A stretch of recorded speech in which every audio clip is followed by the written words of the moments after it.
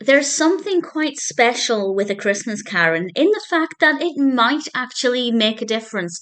This is a 2022 film directed by Lisa Enos Smith and Jon Binkowski, and this stars Michelle Sims as Karen. She gave a wonderful performance. I'll talk more about that in a moment.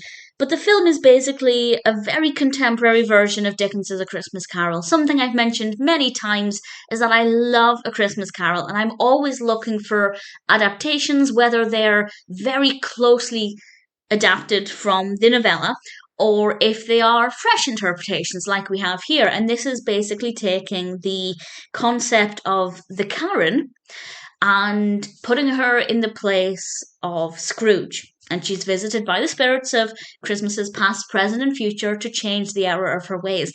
And the reason that I said that this might make a difference is that it's a lot more directly relatable for some people than A Christmas Carol generally is. Because obviously, A Christmas Carol is set in the 1800s, while attitudes might be relatable for some people, the actual situations are maybe not as well, they might not be as easy for some people to directly associate their actions and their behaviours with those of Scrooge. But by presenting it in a way that is very contemporary, there is this hope, I certainly have hope, that somebody watching it might recognise their behaviours and attitudes in Karen and start to get the cogs turning to start to make changes in their life for the better.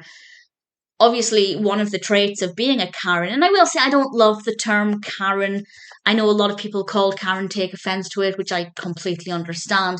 But obviously, I'm going to use the term within the context of discussing this film. But anybody who has those behaviours typically don't want to accept that they are negative.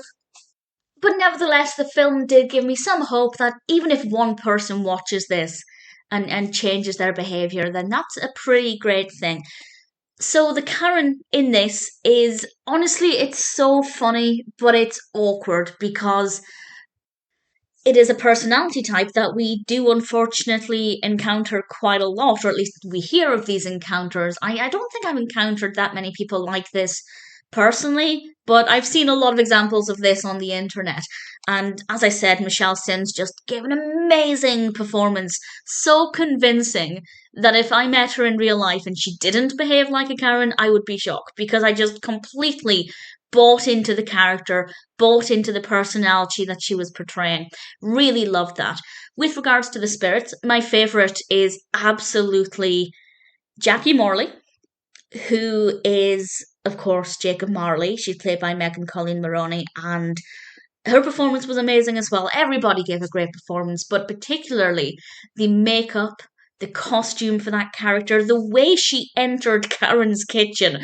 It was just incredible, and I absolutely adored it. And the other spirits were all brilliant. The Ghost of Christmas Future, or Christmas Yet to Come, was a lot more animated than usual, and by animated I don't mean drawn. I mean he moved around a lot more, he was a lot more expressive, he spoke, which is often not the case with the Spirit of Christmas Yet to Come.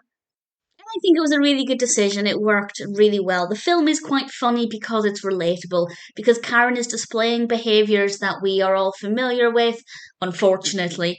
And as I said, if even one person watching the film starts to think that maybe I can see some of myself in this person, I can take some motivation to change even a small bit of my habits, I think that would be a pretty beautiful thing to happen. And if it doesn't, it's still an entertaining film. Very well done, very well put together. Definitely one that I think is worth watching. It could have gone either way. When I started watching it, I thought this could be cringy, it could be terrible.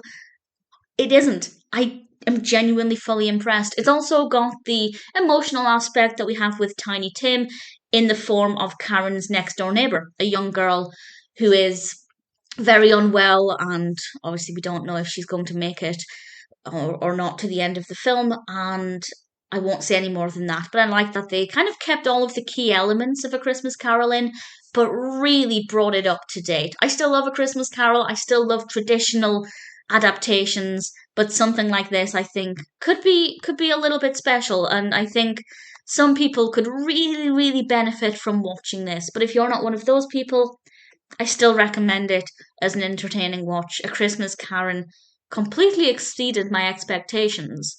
And honestly, I'd be very happy to watch it again.